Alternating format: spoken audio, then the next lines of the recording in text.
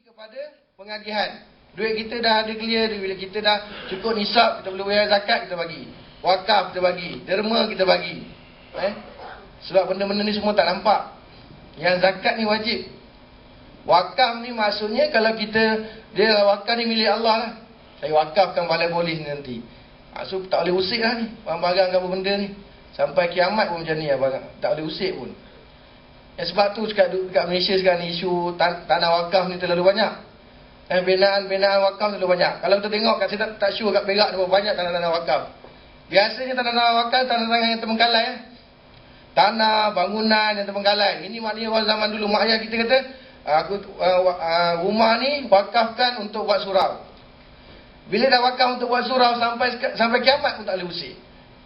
Tapi akhirnya orang dah buat sebelah tu, buatlah masjid baru. Dah buatlah surau baru. Jadi kayu papan tu bukan senang boleh buang tu. Sebab itu dah diwakafkan.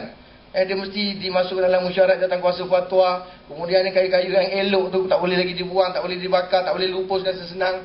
Ni harta wakaf ni memang sebab tu harta wakaf ni kekal sampai kiamat. Ada apa-apa yang diwakafkan tu banyak orang tak faham. Banyak orang salah guna wakaf ni. Maknanya kadang-kadang kita wakafkan, kalau kat mana orang dah wakaf lah kat balai polis apa, dia tahu wakaf lah kereta tu. Selagi mana kereta tu ada, tak boleh nak beralih ke lain. Dia kan letak kat sini, kat situ lah, pakailah. Tak boleh nak ubah. Wakaf tak boleh nak ubah. Jadi perkara macam ni lah. Macam juga zakat. Dan 8 mazhab, 8 golongan tak boleh bagi sesenang bagi orang lain. Hanya fakir miskin, fakir miskin, amil, orang yang berhutang. Ini masuk dalam golongan 8. Tak boleh bagi orang lain. Ini harta-harta yang kita perlu jelas. Dan kita tahu, sebab kita tahu kita derma, kita bagi kat orang tu macam mana tak tahu. Akhirnya itu yang aliran duit kita tu tak pasti ke mana. So supaya nanti jelas, kita cek balik. Duit kita dapat ni okey, clear. Kemudian duit yang kita guna pakai ni ke mana perginya pun clear. Duit yang kita bagi dan sukut sukarela pun clear. So insya-Allah lah aman hidup kita ni. Tak adalah semayang tu terganggu semayang. Nak dapat semayang yang khusyuk ni bukan senang kan. Allahu Akbar, Allah. Fikir anak, fikir ni, fikir kerja esok apa. Hari ni nak ceramah ni, nak tengok ceramah. Hari ni nak pergi apa, ipoh lah. Semuanya. Susah nak dapat kekhusyukan dalam semayang ni. Kalau tanya sekarang ni semua pun pening. Orang bising pun kita dapat khusyuk. Ini dengan lagi hidup kita sekarang ni, dengan duitnya, dengan anaknya, dengan kerjanya. Macam mana nak dapat khusyuk? Macam mana nak dekat Tuhan? Ini benda perkara yang sukar nak buat. Angkat takbir mesti ada yang tu. Tak masa rokok, masa sujud. Masa sujud ni masa rakaat kedua. Alamak esok ni. Alamak macam ni. Semayang kita sebenarnya kalau betul-betul kena cek balik lah. Sebab tu kisah orang yang ada harta ni dia pening. Dulu ada satu zaman dulu lah ni. Ada pakcik tua ni, dia ada harta. Dia ada kebun, dia ada anak perempuan, dia ada rumah. Dia pun semayang ya. Ingat kebun dia. Kalau aku mati nanti kebun aku ni nak bagi siapa? Siapa nak jaga kebun aku ni? Semayang tak khusyuk. Dia buat apa? Dia jual kebun dia. Selesai satu bab. Semayang lagi. Semayang. Aku ni kalau mati anak dara aku ni macam mana ni? Siapa nak jaga, siapa nak kat dia apa benda semua ni? Tak tahu apa jadi. Dia pun kahwinkan anak dia. Dah selesai. Semayang lagi. Ni tak, rumah ni nak bagi siapa ni kalau lepas habis ni? Dia pun wakafkan surau. Dia punya rumah ni jadi surau. Saya duduklah kat situ. Semayang. Nak angkat lagi semayang dah tak ada benda nak fikir. Sampai tahap tu orang kalau nak bagi semayang tu khusyuk. Itu bukanlah kita suruh kita jual kebun. Kalau nak jual kebun bagi jual kat saya. Mana tak adalah jual kebun, mana anak tu dikahwinkan apa. Maksudnya sampai tahap tu nak dapatkan kehusyukan tu. Sebab beza semayang khusyuk dengan tak khusyuk ni. Memanglah kita 4 kali tunggang tak balik. Tapi apa yang kita dapat macam tu je lah. Hidup kita tu tenang tak tenang, duit kita tu cukup tak cukup. Ada orang sikit cukup je. Sebab ada semua-semua lain yang akan membantu. Kita pun tak nampak. Itu perkara yang kita boleh lihat lah. Okey, prinsip ekonomi Islam. Satu, atas dasar keimanan. Maknanya kita mesti ada konsep ketuhanan tu takkan lari daripada ekonomi Islam tu. Bila kita ingat dengan Tuhan, kita tak ada dekat dengan riba tu. Kemudian asas akhlak, mesti ada akhlak. Jual beli tu mesti ada. Akhlak tu mesti berlaku. Kemudian ni dari sudut keseimbangan. Mesti ada keseimbangan. Maknanya kalau kita nak beli sesuatu tu terlalu melampau, beli rumah mahal sangat, beli kereta mahal sangat, lah sekali nak makan pun tak ada duit. Nak bagi anak kita makan pun tak ada duit.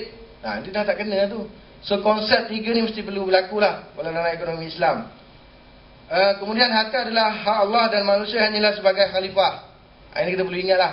Harta yang ada ni tak kira lah berapa ribu, apa yang ada kita semuanya milik Allah. Bila masa senang-senang dia nak ambil. Kita ada kereta, lepas tu accident. Ada kereta, ada accident, kita tak ada duit. Accident kena bayar RM10,000, habis. Tu milik dia. Dia boleh ambil bila masa je. Kita ada rumah terbakar, habis. Sebab tu kata harta ni milik dia. Maknanya janganlah rasa harta ni yang ada dalam poket ni memanglah milik kita. Dalam bentuk hakikatnya memang kita punya. Tapi secara sebenarnya adalah milik Allah. Dia senang-senang nak ambil. Tak ada masalah pun nak ambil. Sekelip mata je Allah boleh ambil. Sebab tu kata sekelip mata je Allah ambil. Bukan sekali nak ambil nyawa. Nak ambil harta pun sekelip mata. Dan kita dah tu buat pelaburan. Biasa pelaburan ni untung je. Tiba masa rugi. Dan memang ada syaratnya gitu. Kalau rugi, untung bagi sama rata, rugi pun tanggung sama-sama. So benda tu semua ujian. Kemudian pengurusan hal ehwal ekonomi terikat dengan ketetapan akidah, syariat dan akhlak. Ada jual beli tu mesti berlaku dalam semua aspek ni. Kemudian keseimbangan antara rohani dan jasmani, keseimbangan antara hak individu dan hak masyarakat. Itulah duit tu. Duit ni hak kita, tetapi ada juga hak masyarakat. Sebab tu duit kita ni kita wajib keluar zakat. Hak masyarakat tu itu. Zakat tu adalah duit masyarakat. Duit yang tak patuh syariah tu kena bagi pada orang lain. Itu memang dia. Bukan duit kita. Memang kita dapat, tapi bukan hak kita.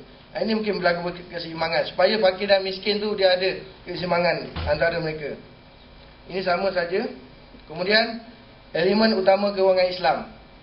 Kalau kita tengok dari sudut ekonomi biasa ni dia tak adalah jauh sangat. Tapi dalam Islam ni dia mesti mematuhi syarak lah. Itu je lah sebenarnya kalau kita tengok secara umum. Wang bukan barangan. Ia hanya medium pertukaran. Aktiviti pasti disokong oleh kegiatan sebenarnya. Aktiviti ekonomi Islam tu, wang tu bukan sebagai, ada orang anggap wang tu sebagai barang. Dia hanya duit saja, berlaku pertukaran dia. Yang menjadikan konvensional ni sebab wang tu jadi sebagai komuniti, wang tu sebagai barangan. Itu tak betul. Kemudiannya, larangan riba dan maisir, larangan aktiviti yang tidak beretika seperti menyerukan barang, larangan membiayai transaksi haram dan tidak ekonomik, penekanan kepada keadilan dan kesemarataan, jaminan sosial, zakat, wakaf dan sebagainya. Ini perkara-perkara yang kita perlu lihatlah. Kemudian dari sudut kewangan Islam, tambahan urus takbir syariah, risiko untuk kewangan Islam lebih dipertanggungjawabkan. Ini perkara-perkara yang saya rasa lebih kurang tadi. Kalau kita tengok ada prinsip asas ekonomi itu dia takkan lari daripada perkara-perkara yang ni lah. Okey, kita lihat kepada evolusi sistem kewangan Islam. Ini sejarah kewangan Islam. Sebenarnya kewangan Islam ni tak pernah wujud ke tidak wujud sebenarnya. Okey, bentuk moden institusi kewangan Islam. Sebenarnya kalau diikutkan, kita dah ada tabung haji 1962. Tapi 1962 ni tabung haji ni bukan dinamakan sebagai perbankan Islam. Sebab bila sebut tentang kewangan Islam ni dia luas. Pelaburan, pembiayaan, perbankan, takaful, pasaran modal, luas. Masa 1962 ni tabung haji ni dia ambil duit apa? Deposit lah. Bila kita nak pergi haji ni dia mula dengan kumpulan. Dia bukanlah bank, tapi dia mengumpulkan duit untuk orang pergi haji. Dan konsep kewangan Islam tu dah berlakulah ketika tu. Kemudian kalau diikutkan pada 1963, sebuah bank kecil di Montgomery, Mesir yang diwujudkan bermodalkan bank simpanan Jerman. Ini bank skim tanpa faedah ni. Kalau diikutkan dah wujud dah. 1963 dah wujud dah. Kemudian tutup tahun 1967. Bank, kalau buka bank, kemudian tak ada faedah, memang 2-3 tahun tutup lah. Ini yang berlaku. Tak tahu zaman sekarang boleh berlaku ke tak. Mana bank sebenarnya dia bukan ada duit pun. Bank ni sebenarnya semua duit-duit kita. Orang letak apa? Simpanan. Bank mana ada duit? 90% yang kat bank tu adalah duit-duit kita semua. 10% lah dia punya share-share daripada pemilik dia. Kebanyakan semua daripada kita. Jadi bank ni dia bukan ada duit pun. Yang duit-duit yang kita pinjam ni apa semua, duit-duit kita juga, duit-duit kawan-kawan kita juga. Bank bukan ada duit. Sebab tu dulu kalau skim pinjaman tanpa faedah ni, dia memang tak boleh tahan lama lah. Dia tak boleh tahan lama. Sebab bagi duit tak ada faedah, bagi duit tak ada faedah. Dia tak boleh tahan lama. Tapi tak tahulah sekarang ni, kalau orang boleh fikirkan sekarang ni inovasi baru, kita dah terkenal sekarang dengan wakaf, mungkin bank wakaf boleh wujud lah.